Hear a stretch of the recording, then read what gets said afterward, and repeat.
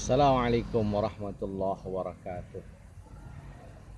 Saudaraku, suatu ketika sahabat Umar bin Khattab mendapatkan pesan dari Rasulullah SAW. Ya Umar, jika engkau satu saat menemukan seorang pemuda dari negeri Yaman yang bernama Uwais Al-Qarni, dengan ciri-ciri dia anak yatim, ada bekas belang di kakinya, mintalah doa kepadanya. Maka sungguh Umar merasa heran. Sahabat sekali berumar disuruh minta doa kepada seorang dari negeri Yaman yang berperawakan kecil, pernah kena kusta dan ada bekas belang di kaki. Di akhir pesannya Nabi menyatakan, innahu majhulun fid dunya wa masyhurun fis sama. Maka sungguh Uwais Al-Qarni ini tidak dikenal di dunia dan namanya harum di akhirat. Maka dicarilah setiap musim haji dan tidak ditemukan.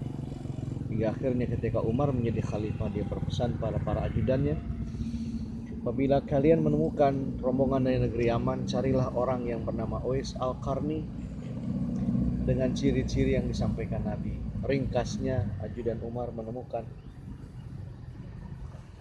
orang yang disebutkan oleh Rasulullah, dibawa ke hadapan Umar bin Khattab. Uwais Al-Qarni begitu sangat ketakutan.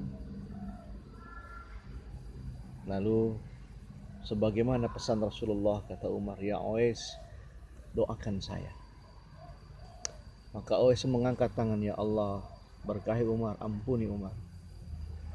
Lalu Umar bertanya, wahai Uwais, apa kelebihanmu sehingga baginda Rasulku memintaku untuk meminta doa kepadamu? Dalam hati Umar pasti ada sesuatu yang luar biasa yang dimiliki Uwais Al-Qarni. Tidak mungkin Nabi memintanya minta doa jika Uwais tidak memiliki keistimewaan. Mendengar ungkapan Khalifah Umar, Uwais pun menangis. Tidak ada ya Khalifah, saya hanyalah orang biasa. Saya anak yatim yang ditinggalkan ayahanda saya di waktu kecil. Ibu saya kena penyakit lumpuh dan ayah saya mewariskan dagangan kelontong kecil. Hanya saya punya keinginan kecil, ingin menghajikan ibunda saya.